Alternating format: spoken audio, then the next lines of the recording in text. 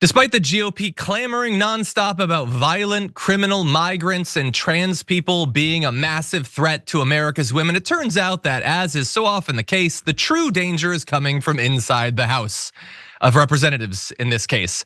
And one of the biggest proponents of this xenophobic and transphobic propaganda strategy, Representative Cory Mills, who now finds himself under investigation for an alleged assault of his 27-year-old girlfriend. Now, important additional context beyond the allegation of assault is that he is 44, and also married to a different woman and has 2 kids, which is so strange because the Republican Party has always been a bastion of true families, values, conservatives. Anyway, the alleged assault reportedly occurred last Wednesday in his luxury penthouse in Washington, D.C. Now, bear in mind, he denies any wrongdoing. That said, we should talk about what the cops actually found. So the police report of the incident noted that Raviani, the girlfriend in this case, appeared, quote, physically shaking and scared in the lobby of a nearby building when officers arrived to investigate her report of a domestic disturbance.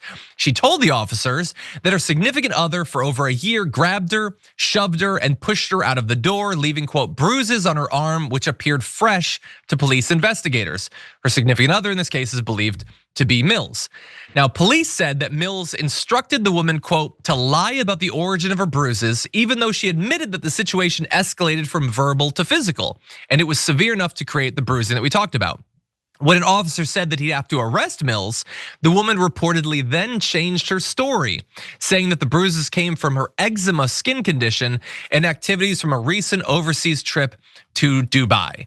So as of right now, the Washington, D.C. Metropolitan Police Department said it's investigating both Mills and its own handling of the incident.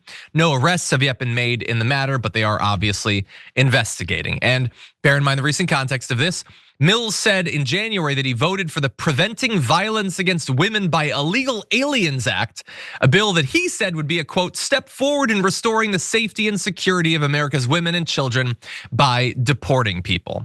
Now, of course, if it turns out that these allegations are true, it would put Mills in good company.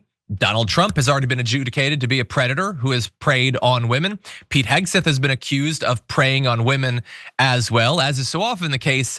It's not the migrants and it's not the trans people. It's Republican politicians that have either been already adjudicated or facing serious accusations of preying on America's women.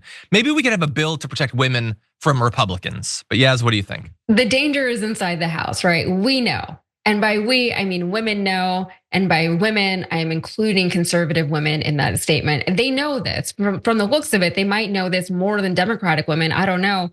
But the way they vote and the way they speak about women's issues, you wouldn't know it. They have vocally and publicly supported and enabled Republican men being in positions of power, even after knowing, after there is evidence, after there have been court cases, after there have been criminal convictions proving that these men have had histories of violence, especially violence against women, and they have tempers and all these things, and they just excuse all of it.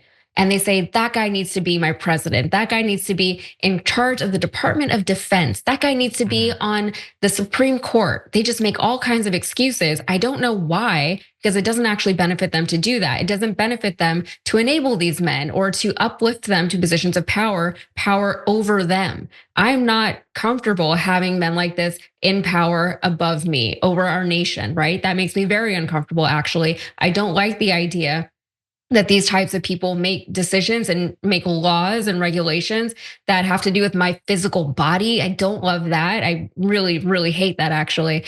And these type of women who support these things and these people, they really need to just like get a voice for yourself, just think for yourself. And a lot of them do. A lot of them will say, I do think for myself and I still support these things because I think this and that and that and that. Which is fair, maybe they'll get to a different place later in life. Maybe they'll have some kind of realization later in life. Maybe not. Maybe those really are their values and we have to let them have their values. But at the end of the day, I don't like having these guys in power. And for all of the Republican grandstanding about protecting women and for protecting whoever and the children from all these illegal immigrants, it's all just a way to divert everyone's attention elsewhere because they're the ones actually committing the violence against women. Yeah, or at least, and we have to say again, that we've seen an allegation, but yeah, in previous cases it has been demonstrated, and we'll see with this one. We're gonna see. Members make a difference here at TYT. You help make the show happen, and we see you in the chat with your loyalty badge. Click the join button to become a member today.